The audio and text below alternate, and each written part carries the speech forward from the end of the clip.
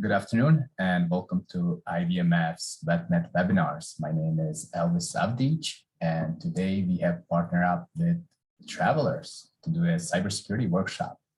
So today on our session, we're gonna have Ken Morrison, a Vice President at Cybersecurity at Travelers, and Joe Stanford II, Cybersecurity Officer at Cybersecurity at Travelers as well, and they will give us an overview of cyber risks and trends and provide us with some options on what to do to prepare against these cybersecurity attacks. But before we get started, just to remind you all that this session is being recorded, and if you have registered, you will receive a recorded link to this session along with a short survey.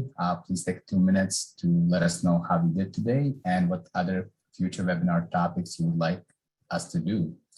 That being said, if you have any questions during the session, please type in the chat box or raise your hand and we will let you unmute and ask your questions. I would like to welcome Tara Spine, and I'll have her introduce herself and her team from Travelers. Tara, welcome. Hi, everyone, and welcome. I'm Tara Spain, Vice President and Chief Operating Officer of the Travelers Foundation and Assistant Vice President of Community Relations at Travelers. I'm also the proud daughter and granddaughter of veterans and the sister of an active military Coast Guard employee. So the military runs very deep in my blood and my veins. I want to first thank IVMF for hosting us. We're really thrilled to join forces with IVMF on this cybersecurity workshop. For those of you who might not be familiar with Travelers, we're a leading property and casualty insurance company with approximately 30,000 employees across the United States, Canada, the United Kingdom, and Ireland. We have a really strong commitment to the communities where we do business. And last year, we contributed nearly 23 million to the neighborhoods where we live and work. Then that brings our total giving over the past decade to around $223 million. Travelers has a long, proud history of supporting the military community. We've been designated as a military-friendly company by Victory Inc. for more than a decade, and a Military Times Best for Vets company since 2014. We offer a number of resources and benefits to our approximately 1,000 veteran and active military employees, including a military veterans and allies diversity network, which has grown to more than 3,200 members nationally and throughout our company. Over the past few years, Travelers has partnered with IVMF on a number of fronts. Recently, we participated on VetNet webinars where our employees provided career planning tips on resume writing, interviewing skills, and job searches. And one of your presenters today, Joe Stanford III, who's going to be joining us, was a presenter at both of those workshops. So if you were at any of those, that he might look familiar to you. Travelers also recognizes the important role that small businesses play in the growth and stability of our economy. In 2012, we launched the Small Business Risk Education Program that provides risk management education to women, veterans, and entrepreneurs of color. Since we launched that program in 2012, the program has reached 3,000 participants and including more than 300 veterans. And so with that, I'd like to turn it over to my colleagues now. You're in really great hands. Ken Morrison, Assistant Vice President, Cyber Risk Management, and Joe Stanford III, Business Information Security Officer in our cybersecurity area here at Travelers, who will take you through today's presentation. And as Elvis said, we'd love for this to be interactive. So please feel free to put your comments and questions in the chats and raise your hands. And I'm sure my colleagues will get to you. So with that, I'll turn it over. Ken? Oh, thank you so much, Tara. And thanks everybody for the opportunity to be here this afternoon. And yes, I also former U.S. Coast Guard and Semper Paratus, Tara, and we'll keep on that tradition. So thank you so much, and I'll let Joe say hello. Hey everybody, I too am a military/veteran. I've been in the military for about 21 years, served about 10 years in active duty, and 11 years in the Air Force National Guard. So I know a little bit about what you guys are going through right now. So why don't we go ahead and get started? So Tara introduced us and introduced Travelers and the commitment we have in our constituents, in our veteran and military families. So it's really important, near and dear to all of our hearts. But why don't we go ahead and get started? What presentation wouldn't be the same without a disclaimer in front of it, right? So this is a disclaimer. So this is just, we're chatting, we're talking about cybersecurity. We're not promising any coverage or anything like that. So it's educational purposes only. And here's what we're going to talk about today. So we're going to talk about the threats. We're going to talk about how cybercrime has kind of evolved over the years, supply chain, right? And that's a big one. Just this week, we'll talk about some recent happenings in the world of cyber chain security. For small businesses, just some things to think about from a small business perspective, some recommendations from a cyber perspective. Zero trust, that mythical architecture that you might hear every once in a while, and cyber resilience.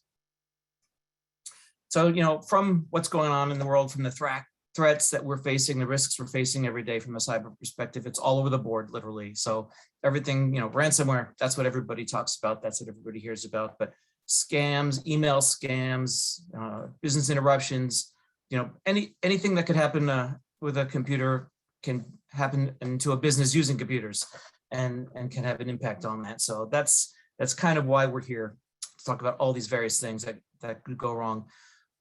How has cybercrime kind of evolved over time? Those of us old enough to remember the Captain Crunch whistle back in the 70s. It was a little bosun's pipe for you Navy and Coast Guard veterans. And it was plastic, and it emitted a frequency of 2600 hertz, which just so happened to be the same frequency as the old AT&T telephone, pay telephone to get on a free line, basically. So they were able to blow the whistle, and basically get something for nothing, some free long distance service. So that was kind of like an early example of kind of scamming systems and scamming technology to get something for nothing. So time goes on. We're now in the 80s, computers and the early days of the internet. And in those early days, there was a young man from Cornell University, I believe it was, who wanted to see what he could do. And in doing so, it kind of brought the internet down, such as it was at that time, to its knees. It was not intentionally malicious. It was just kind of testing to see what would happen if. So it turns out that he did cause a lot of damage. He was also the very first person charged under the United States computer crime statutes. Although he was not, he did not serve any time. He was given probation, and because he helped with the investigation, was totally cooperative. So he actually did not go to jail for that, but he could have. Moving forward a little bit, the Melissa virus. What was different about this one? It originated in the Philippines, and similarly, somebody trying to get something for nothing, sending out emails that people clicked on, clobbered their email address books, brought down email servers throughout the internet. What was interesting about this one is the Philippines at the time did not have a computer crime statute on the book, so nothing to charge him against. But they put one in shortly thereafter. Time continues to go on. The I Love You worm and other things. So this is another example of someone just trying to get something for nothing and bringing down email networks, mail servers, and basically that was pretty much what the internet consisted of at that time. What was interesting about this one was the perpetrator was in New Jersey, and a former FBI colleague of mine was one of the ones on the search warrant. When they arrived on scene, all that was there was a dust ring around on the desk where the computer used to be. So he knew that they were coming, but that was another conviction. Sliding a little bit further in time, bad guys are starting to realize that there might be money to be had in exploiting weaknesses in cybersecurity, specifically getting into data that might be monetized, right? So credit card numbers are the first thing. Selling credit card numbers, selling social security numbers to perpetrate identity fraud. So they started going into organizations that had weak cyber, downloading all that information and selling it, on the dark web or whatnot. So some of those that might sound familiar. So Target, Sony, TJ Maxx, Several of those kind of breaches made big news and made people second guess as to whether if they want to even frequent those establishments anymore. Moving a little bit more forward in time, the bad guys started to realize that that was not an easy way to make a living, actually. So they had to figure out how to break into an organization, figure out how to get all the information out of it, and then someone had to want to buy it. A lot of work. So they soon realized that all they had to do was, once they got into the organization, was encrypt it, lock it up, and charge a ransom to unlock it. So hence ransomware. So that's what they started to do. And actually, the Petya, not Petya, WannaCry, you may have heard those from about 6, 7, 8, 9 years ago. Those were actually using those same ransomware tactics, but there was never an intent to decrypt at a time. Those are kind of, you might consider, acts of war against certain entities out there. Unfortunately, the scope of the damage was much further than the actual intended target. It was the entire world, basically. You might remember several large companies, Maersk, for example, the shipping company, right? They were impacted by the ransomware, and it didn't just, impact their office systems like their email. It impacted their entire environment, which included their ports. The shipping ports around the world have gates that open and close to allow trucks and such to enter. The gates were locked in the down position, and they were not able to open them for quite a long time. The line of trucks in front of the gates trying to get in stretched for miles around the world. And here's some secondary impacts to that. Companies that had time-sensitive cargoes opted to fly their freight instead of putting it on a ship. And imagine the expense that incurred. Imagine things that were perishable that were going to be wasted. So these are kind of some of the downstream indirect impacts of that kind of a ransomware event. Moving forward to just a couple of years ago, ransomware took on a new flavor, a double whammy with the Maze variant. And what that was not only did they lock up your data, but before they locked it up, they exfiltrated it. So they kind of did a little bit of everything that the bad guys have been doing lately. So they exfiltrated, stole sensitive information, then locked it up on the systems, and they demanded 2 ransoms, one to decrypt it and the other to prevent them from publishing that sensitive information, and thus forcing the victim to incur, data compromise, breach violations, paying fines, etc. So it was a double whammy and quite a bit of problems. So twice the ransom. Okay, now we're starting to see supply chain attacks. So the bad guys have figured out that if they go after a supplier of IT services, it's a force multiplier, and they can go after all of their customers.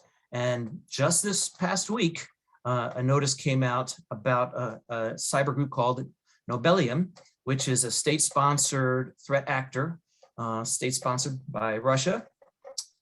And they go after, you might have heard of the SolarWinds breach of late last year. Well, this is the same group. So their intent is intelligence gathering, actually, as more than mere destruction of information or trying to make money. But they are incredibly well resourced. They can bypass several controls. But that's like kind of the worst case scenario. You've heard Kaseya was another IT service provider that got breached. And this is kind of another worst case scenario. This is a company that provides IT management. So you're paying this company to take care of your network.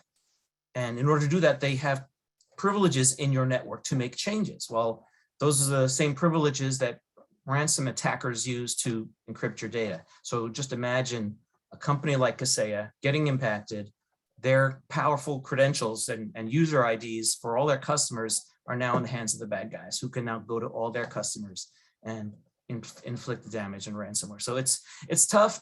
Cybercrime has evolved, and who knows what's going to happen tomorrow.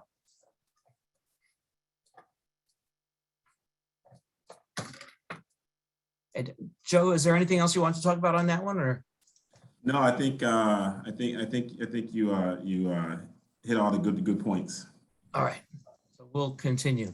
So speaking of supply chain, so last year the SolarWinds, another IT service provider, FireEye, a IT security firm, started actually by Air Force Office of Special Investigations veterans, particularly from their cyber field. So a very strong, very secure conscious company. They actually, they detected the incident and reported it immediately. And in doing so, undoubtedly saved countless companies from further losses, because they said, we got hit, here's how it happened, here's how to stop it. And they obviously prevented further problems. Microsoft, similarly, they're always getting attacked. Palo Alto, they make network appliances, they got hit. Cisco network appliances, a vulnerability in their network systems was frequently used by ransom attackers. We remember Colonial Pipeline, right? So the pipeline had to shut down on the East Coast, stopped oil production, could have raised, some areas saw increase in fuel prices. Ken Kaseya just mentioned it, IT service provider. And then the continued work against the IT service providers that we're seeing these days. So supply chain, that could be the wave of the future.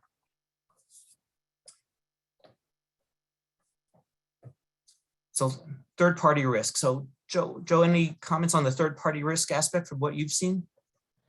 Yeah, so one of the key things I think about for your business is you think about third-party risk. So a lot of times you'll do whatever you can to ensure that your own company or even at home you're doing the best thing that you can do. But unfortunately you have to also manage third-party risk, meaning all those different outside vendors that you may be doing business with. So something to think about too, as you're looking at, third-party risk and you're looking at, risk overall, is to make sure that you're managing those relationships with those vendors. Make sure that you understand their cybersecurity practices, because honestly, that can be the key right into the door into your own business or into your personal life. So, when you think about third-party risk, that's definitely an area that you'd want to manage, and then also look at the controls, because again, it's just another way that that a bad actor can get in. Absolutely. And speaking of risk, right? So when we are thinking of risk, we're thinking of what can impact your business, and cyber risk is like any other risk, whether it be weather related or whatever. So your ability to operate, your reputation, it can impact your bottom line, obviously, which means your company's very survival might be at stake. So that's why cyber risk, like any kind of risk, fire, is important to consider and kind of factor into your overall plan. It's your strategy.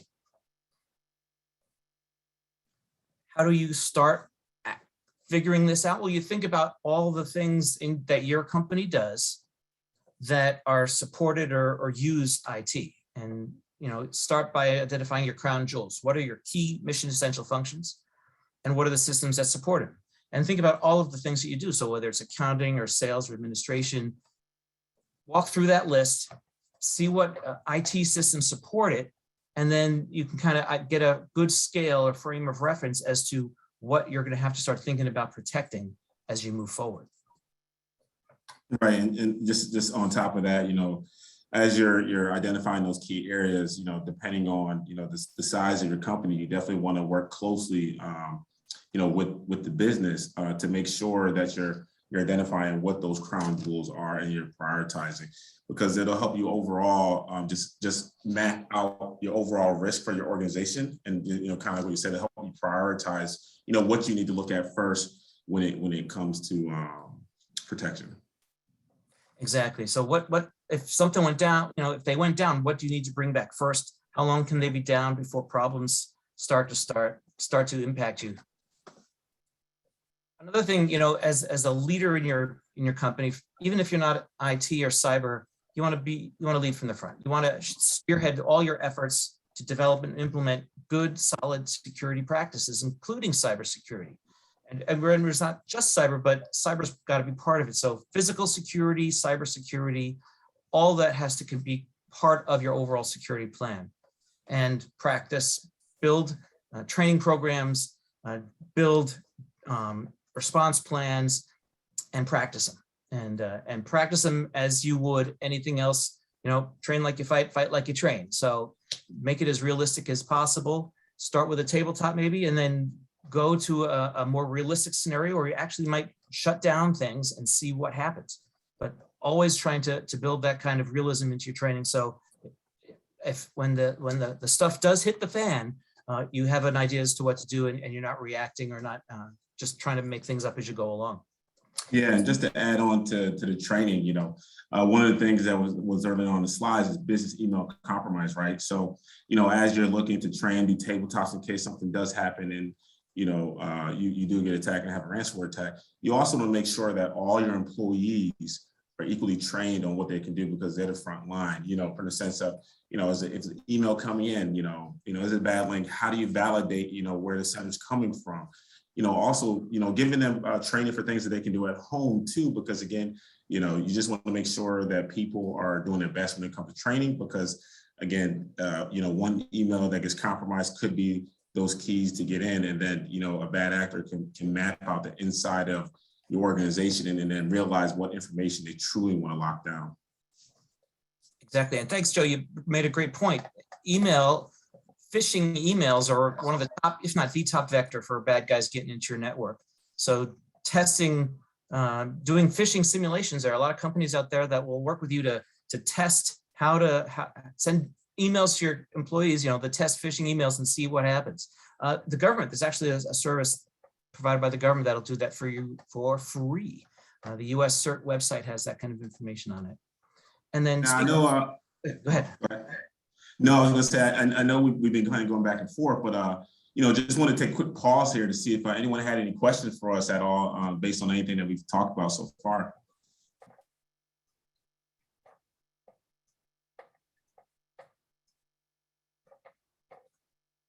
All right, I'll take that as we don't have any questions. We can keep going.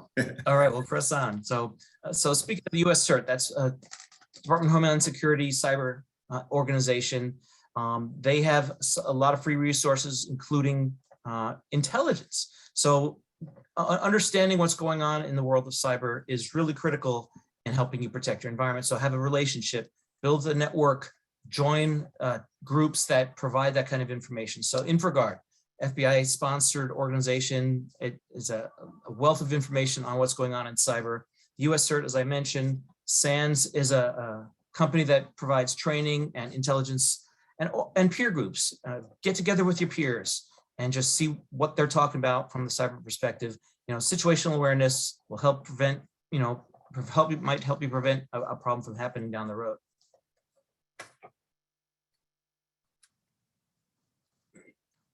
One of the key things to being able to protect your environment from a cyber perspective is to know what is on your network. You can't protect something you don't know about, right? So have an inventory, know your hardware, know your software. And if it's just a spreadsheet, cool.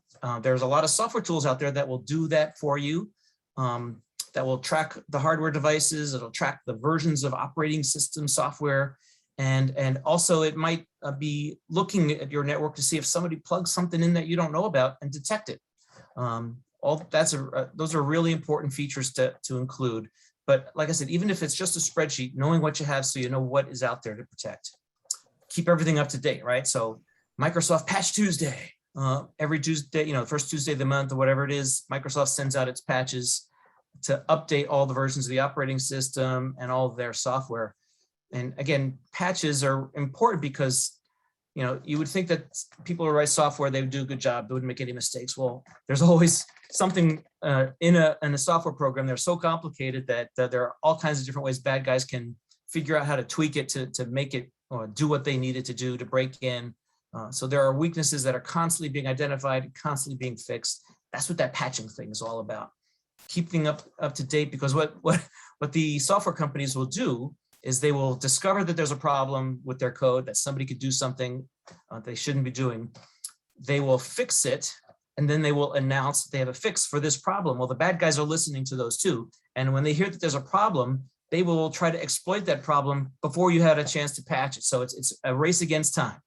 So the bottom line is when you hear about a patch to fix a problem, implement that as soon as you can. Yeah, and I think, just to add on to that too, is it's just having an overall vulnerability management program. So, making sure, the criticality of the patch, because, some patches, require, quick turnaround. It might be 1 week, it might be 24 hours, because, a lot of bad actors can use these known vulnerabilities against you, especially if you have anything that's internet facing. Looking at, if you have applications with your organization, like you said, having an inventory, doing scans, on a regular basis, just so if there are any type of vulnerability management. And I think overall, that's just in your business, is just making sure that you have some sort of a vulnerability management program, so and you can prioritize what needs to get fixed on a good cycle. Exactly. And kind of adding on to that is having a secure baseline. So, and what that means is when you put a computer on your network, you want to make sure that it is hardened from a security perspective. So you want it set up to be as resistant as possible to any kind of attack. And that's having a hardened, secure baseline. And there are different areas that do that. The vendor themselves can provide some of that information, but there's a website called cis.org. And they have a dedicated section for all the various operating systems that you could even think of, and how to set them up securely. So when you roll out a new computer or a new file server, it is hardened as much as possible. And for you former STIG military folks, you remember the STIGs from DISA. So those are the kind of the military grade version of hardened baselines. And Joe, you've probably worked with those quite a bit. Yes. Back in the day. Email and web browsers. Okay, email, and you want those secured as well, because that's kind of a portal into your company. So email, I want everything locked down from the email perspective. And what I mean by that is auto forwarding. When you set up, you go on vacation and you auto forward email to another mailbox. That's the first thing bad guys do when they take over a mailbox, is they set up auto forwarding. So you might want to just either prevent that from being set, so nobody can auto forward to an outside mailbox, or you want to alert somebody that somebody is setting that up, kind of a rule. And web browsers, you want to make sure that you have it's set up so you know where you're browsing to, that if there's a suspicious website, it's blocked. Those are kind of the precautions you can take from the web and browser perspective.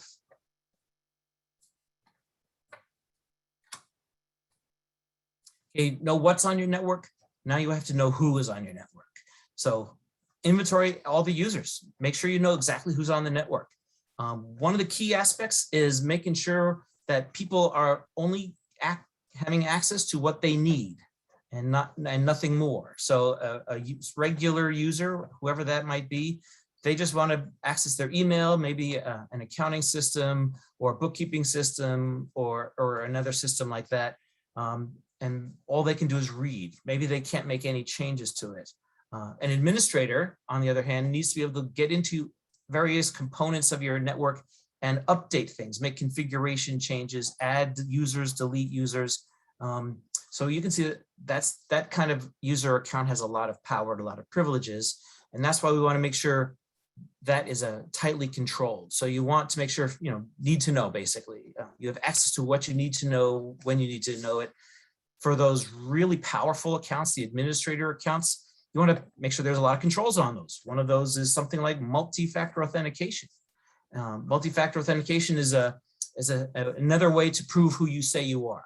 So beyond a user ID and a password, this adds another level of checking. You have to provide some more evidence that you are who you say you are. And you might have seen this, you might use this already when you go to your bank. Send you a text message, you have to enter in that code. You might have Microsoft Authenticator or Google Authenticator on your phone with a code that you have to enter in somewhere. You might have to press a thumbprint, fingerprint, or an iris scan or something. Those are all secondary pieces of evidence to prove you are who you say you are. And yeah, go ahead. And I was going to say, just to piggyback on it before you go to the next one, is also think about this for yourselves and for your employees, right? So, as we're talking about business, you also want to enable multi-factor authentication at home, right? Because again, when you think about, a potential account that gets compromised, so, maybe you have some sort of streaming service or you have some sort of service and, potentially someone's using the same password that they're using at work at home, again, to what he's saying, you want to add that extra layer of protection, while also ensuring even potentially that employees are not using the same passwords at home and at work, right? And I think that just ties back to that overall training And, overall cyber hygiene, the way you practice, at work is the way you're going to practice at home when it comes to that hygiene. Awesome. And that's exactly right. And the reason you want this multi-factor is because, like Joe was saying, people use the same IDs and passwords for several accounts, and bad guys grab those all the time. And you might see, you hear of different entities getting compromised, like even LinkedIn got compromised not too long ago. They got all the user accounts and passwords from a certain section. They just took those and sprayed them against websites that they wanted to get access to, in the hopes that one of them might stick and open something up. That's a password spraying attack. And that's where multi-factor comes in. So definitely, if there's any account that can do something of value or damage, you want to make sure there's some additional control around that to make sure only the good guys get access to it. Data, okay, it's all about the data basically, right? You want to protect it. And it's based on how important the data is to your business. I had a boss who said you shouldn't pay more to protect the data than the data cost itself, right? So it's got to be appropriate to what you're doing. If encryption, right? Good guys' use of encryption. Lock it down, encrypt it so bad guys can't read it. This goes, if it's on your computer. So Microsoft has its own built-in encryption program that you can lock your computer up. If they don't know the password, they can't use it. It's a brick. There's encryption you can use if you are communicating with another company, either over your email or just establishing a network connection. You can encrypt those connections so your communications can't be eavesdropped upon. But kind of the biggest thing, right, is backing up your data. So if your environment, your data, your systems are damaged, destroyed either by ransomware or tornado, you want to be able to have a place where your data is safe and not attainable by either the bad guy or the bad weather, and be able to restore it in a good amount of time. So back things up. There are several vendors out there that'll do it. If you're in like Office 365 or Google, you can use those services to back up your information. And even if you just have an external hard drive or a USB drive and you plug it in and you copy your stuff onto that, that's a good safety net. And remember, it's not just the data, by the way, that you're backing up, but it's also your operating system, it's your services, your file servers, your domain controllers, it's the infrastructure that runs your computer network. You want to make sure all that's backed up too, so everything can get restored and you can run. You want to practice restoring, because we've had several claims, ransomware claims here at Travelers, where a company would have terrific backups, but it took so long to restore the backups that they ended up paying the ransom anyway, because they had to get the business back going. So good backups is like the first part, and having the ability to restore those backups quickly is the second part. And that's keeping one copy off site, off network, so the bad guys can't reach it. And you might want to protect your backups also with multi-factor authentication while we're talking about it, so the bad guys can't get there in the first place. Yeah, and I think that also hits on the business resiliency. So looking at those business continuity plans, also looking at your disaster recovery plans, and making sure that, on a periodic basis, depending on the need, you're looking at step by step how you actually do a restoration. What from a business standpoint, continuity standpoint, that you can do, to minimize, everything on the outside, how we can do to get the operations back up faster. So again, it just goes overall to that business resiliency. Absolutely. Okay, here's like the big one. So malware, right? So this is malware, viruses. So you want to protect your computers from all this kind of stuff. There are kind of different levels or tiers of this anti-malware, antivirus software you can get. So you get the regular old antivirus stuff that you can get for free, download it, AVG, whatever, off the internet. It works fine.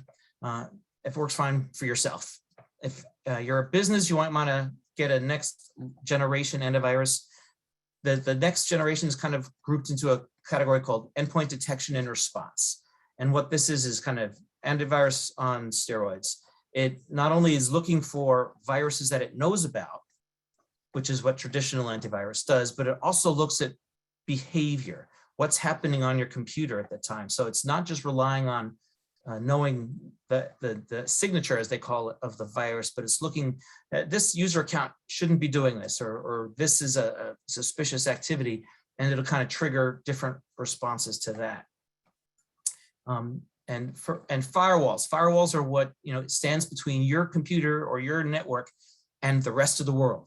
And you want to make sure that those are locked down as much as possible. In fact, the general rule of thumb is block everything by default and only allow the kinds of services that you absolutely need. And we can talk about the different services and ports and protocols, and you can actually Google all the different ports and protocols and what should be open. But like, for example, email, you want to make sure that's open. Internet, there's a couple of very important things that you want to make sure that are open. Everything else, like the other literally 65,000 other ports, you want to make sure that those are closed unless you absolutely need it. And then intrusion detection. This is a lot of the firewalls these days have this capability where it will detect any kind of suspicious activity or even prevent. Intrusion prevention systems, it'll block it in its tracks before it has a chance to do anything. So detection, alert somebody, prevention, it'll block it in its tracks.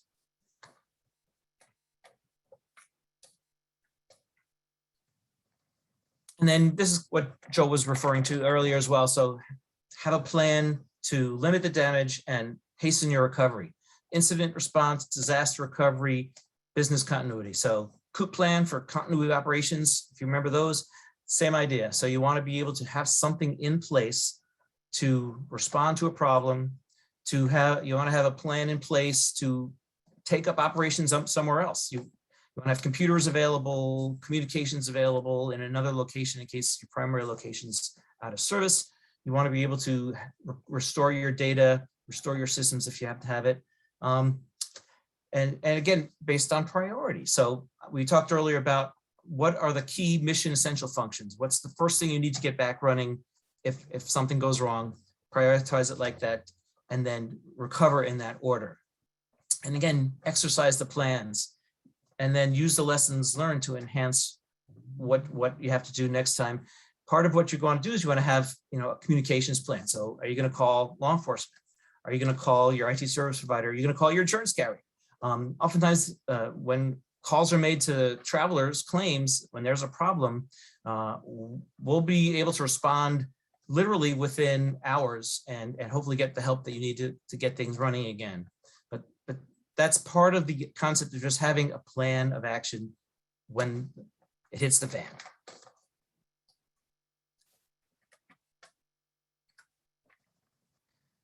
And here's kind of like the next level. So, in the good old days, your perimeter consisted of, a castle, right? Castle, walls, moat. You're inside the castle, you're safe and theoretically trusted. Outside the walls, who knows? In the computer world, in the olden days, the firewalls were your perimeter. If you were inside your firewalls, you were good to go. And if you're outside, who knows? But today, your data is basically your company. And where your data lives can be anywhere. So in the olden days, you had a data center, you had databases, and that's where it was. And now your customers might have some of your data. Your business partner surely has some of your data. You might have a subsidiary. Your vendors might have some of your data, and certainly your service provider has data. If you're up in the cloud, that's where all your data is. So your perimeter is not just around where you are, but it's everything now. So you have to kind of think of your perimeter now being at the desktop of every employee, of every customer, of every service provider that you have. And that kind of brings a new paradigm on how to protect that data.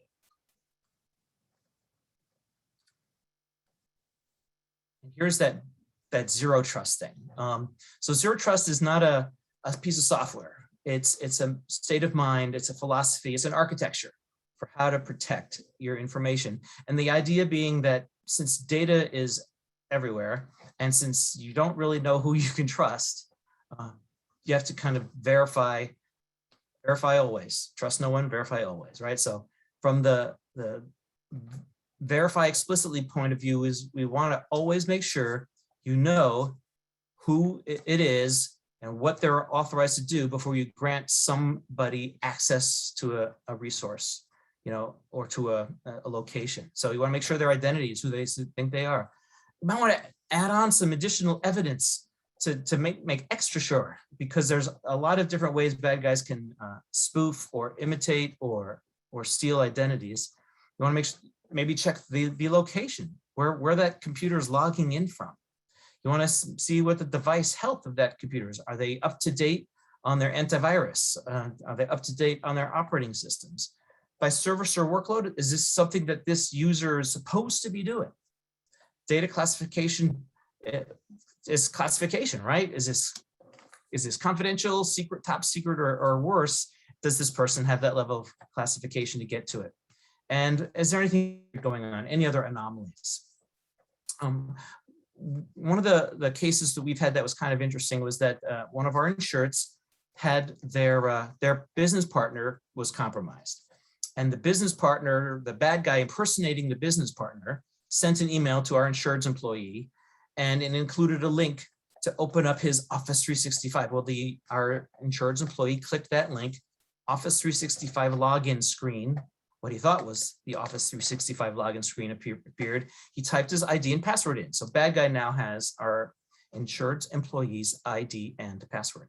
He tries to log in, but he's logging in from Nigeria, I believe it was, and the location setting prevented him from logging in from Nigeria. So that was a win.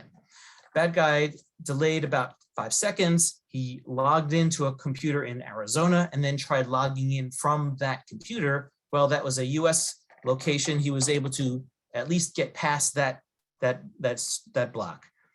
He was then prompted for a multi-factor authentication.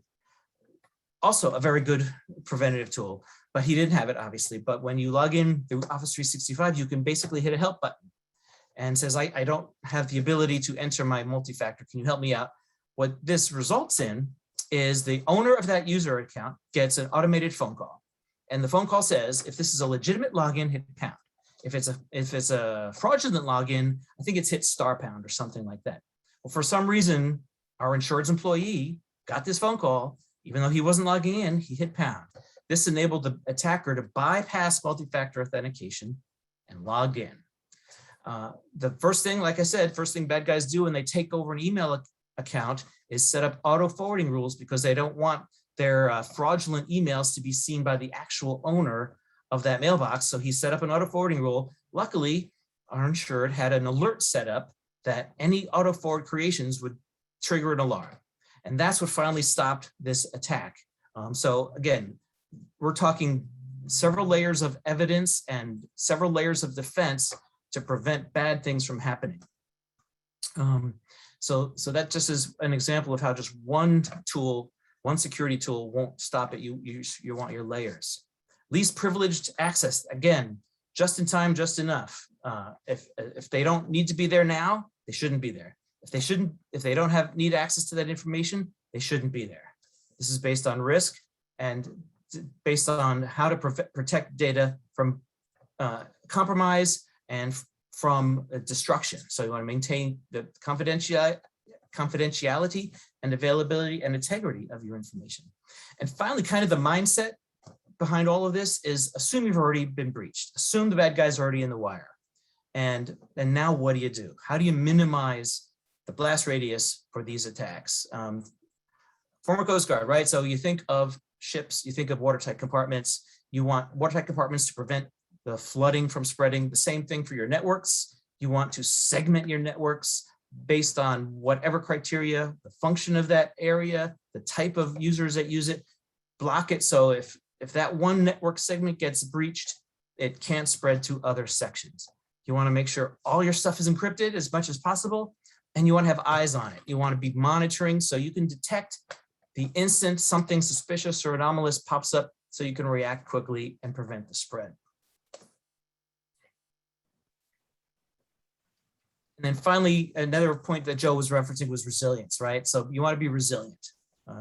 Anticipate, withstand, recover from, and adapt. Improvise, adapt, and overcome, right? That's credo we've lived by for a long time, to whatever could happen to your network. So you want to be able to respond and adapt. And that's kind of all I had. So Joe, what else did you want to chat about while we're here? Or? No, I think we hit a lot of great points. And again, all different examples that you heard, whether it's like least privileged access, the vulnerability management, the business resiliency, a lot of it again comes back to that employee training, at home and at work, when an email comes in, an employee, you can pick up the phone, you can call and verify. So, making sure that you're training everybody to actually be cyber resilient. Because, again, it could be that employee, it could be that person at home, or it could be that third party, as we talked about third party risk, which is why it's also good to understand, their cybersecurity practices. So other than that, I think we're good for questions. There is one in the chat that I saw. So it's the question is, as you know, documenting all assets on the network is not that simple. Absolutely correct. Companies are always updating, but sometimes fail to capture all, especially in a decentralized organizations. How does the insurance company weigh this when a claim comes through? It's interesting. This alone, as far as I know, may not impact the claim at all, with respect to how the insurer pays for it. So what the claim is a massive operation. A lot of different things are brought to bear. It's usually, from what I've seen, it's more of a intent to deceive kind of thing that could impact if the claim is paid. So it's primarily, you're doing the best you can, you're following due diligence, you're doing what you can, and bad things happen. And that's kind of what happened, and that's why we're here. How have IoT and Alexa impacted cybersecurity? Yeah, IoT is a whole brave new world. So Internet of Things. And on the corollary, the cousin of Internet of Things is industrial control systems. So Internet of Things is Alexa. It's the medical equipment that connects to a system through the internet. Industrial control systems are the systems that control water flow, for example, in a pipeline. Those add a lot of complexity, and we have to try to apply the same cybersecurity type of provisions to those environments as well. Yeah, and such things as like even your HVAC system, right? So anything that you can think of that is connecting to your network, kind of what he's saying, you want to use those same practices. Are you patching? Is the system up to date? Are there any known vulnerabilities that are exploitable? And making sure that you segment the network, somewhere he says, so segment those devices, on your network is a good practice. And then again, just making sure that you're prioritizing and you understand what's on your network and how frequently being patched, and paying attention to what's coming out. Because, again, there are a lot of good releases that actually come out that the companies actually communicate. And it's just making sure you're prioritizing and implementing them, which will help. Absolutely. And so there's another question. How do cyber practices with the increasing use of cloud differ in terms of keeping PII confidential? Excellent question. And cloud kind of brings this a whole new architecture, a whole new world. It's not, when you're moving to the cloud, it's not simply unplugging from your old on-premise data center and plugging into a cloud environment and walking away. It's an entirely different architecture, entirely different set of criteria, principles, security principles, IT principles. So you really need, if you're thinking about doing that, if you've already done it, you really need someone who's skilled in cloud architecture, cloud security, to help set it up so it can protect your confidentiality of that information. Again, it can be as the concept behind cloud. Theoretically, they should be really, really good at protecting your data, because that's all they have to think about, right? All they have is storage, and all they have to do is keep it current, up to date, and protect it. So theoretically, they should be really, really good at it. Not always the case. And part of it depends on the subscription level you have. So you want to make sure that you clearly understand the contract, clearly understand the agreement, service levels, and the protections that you are paying for, and make sure there's no hidden costs, no hidden gotchas that you might be missing. Yeah, I think also just to add on, what he's saying, understanding the contract. So just understanding that, if you go to the cloud, where lies your responsibility and potentially your cloud provider. So, it's definitely important to understand that, just because you migrate to a cloud and using a potential service doesn't mean that your organization doesn't have risk and potentially would be, liable if something were to happen. So paying attention to that contract is definitely important. Excellent. Yeah, and Joe just made a great point. It's the cloud is called a shared responsibility model. The data owner has a certain level of responsibility for protecting the data, protecting the systems, and the cloud provider has certain levels. And depending on the kind of cloud model that you're using, that level of responsibility shifts. But at the end of the day, the data is pretty much always going to be the responsibility of the data owner to protect, and that would be you.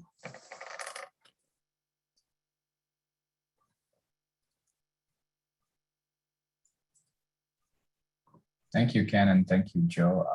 Guys, if anybody else has any questions, you can raise your hand and we'll unmute you and you can ask, or you can type it in the chat box. We'll give you a minute or so. For Ken and Joe, I do have a question. If you're a business owner, do you need cybersecurity insurance, and how much of the policy should you get? That's a great question. So insurance, right? So cyber insurance is a way of sharing or transferring risk. It's more of a share because you're still going to bear part of it. And how much is kind of depends on what you're trying to protect, how much it is, and what your capabilities are. So you kind of think of that as you can do all these things to protect your environment. Here's what's left over. Here's what I can't protect. Here's how much it might cost to protect that or replace it, basically.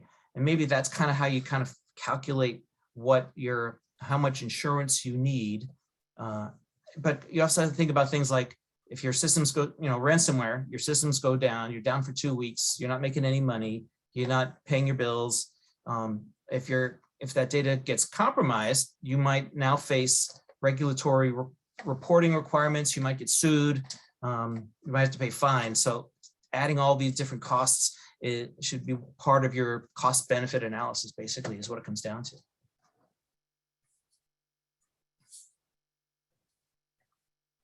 There's a question in the chat box. With cyber risks changing so quickly, how can business owners stay on top of the latest risks to their businesses? Yeah, a great question. It kind of seems overwhelming, right? So why bother sometimes maybe? But the bottom line is if you kind of keep a good foundation of cybersecurity, if you protect your user IDs, protect your data, and protect your environments, kind of like we were talking about with being resilient and zero trust, that should minimize the likelihood you'll be hit, right? So the idea I always say is make yourself a slightly higher hanging fruit. Bad guys might go for somebody else. If it's going to cost them too much to attack you, maybe they'll attack somebody else. So basic fundamental cyber hygiene, do the basics, and then also situational awareness. Like I was saying, join those groups, find out what's going on. If there's an attack against a certain environment, a certain piece of software, if you know about it, you can protect it.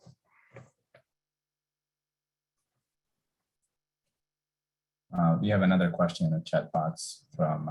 Just one more thing to add, just on what Ken said. As being part of those groups, paying attention to what's the latest and greatest, that may be coming out of the news, seeing if something that has come out in some sort of news form or one of those groups, and going through your inventory and seeing if anything actually is impacted. So it just goes back to what Ken was saying earlier, making sure you have really good inventory so that if something does happen, you can validate and see if it does have an impact on you. Absolutely. And let's see, this next question, cybersecurity compliance impact in terms of geography. So if the EU, so GDPR, right? The European privacy regulations, there are specific criteria, but if you have any data of someone in Europe, you're obligated to protect it according to the GDPR regulations, no matter where you live or where that data lives. So you definitely want to talk to a privacy breach coach, which we have. If you're one of our customers, you get free access to a consultation, but you definitely want to talk to an expert in this field to see exactly what your obligations are to protect that information.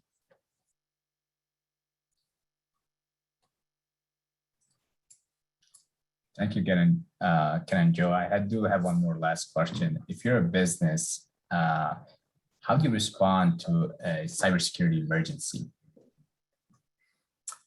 Yeah, I guess that's the bottom line, right? That's kind of why we're here. So if your business, you've got cyber systems, something's gone wrong, what do you do? So hopefully you have some sort of plan where you can start saying, okay, this is the first thing I do is shut off my network connections. The second thing is call if you have insurance, cyber insurance, one of the first things you want to do is call your insurance provider because they may have resources that they can bring to bear immediately. With us, if you call us with a cyber claim, within an hour or so, we will have a breach coach, which is a lawyer trained to respond and help kind of frame how you should move. And then on the other half, a forensics company that deals with the tactical boots on the ground, resolve what's going on, get you back up and running as soon as possible. These companies also have they have relationships with the ransom attackers, if you can believe that, to enable the communications and negotiations. So that's kind of the first step. So have a plan, and if you've got insurance, call the insurance company. If you think law enforcement needs to be involved, give them a shout. But kind of have a plan. There's a lot of resources that can help you kind of frame and put a checklist together that I can help. I can provide that information afterwards if you like.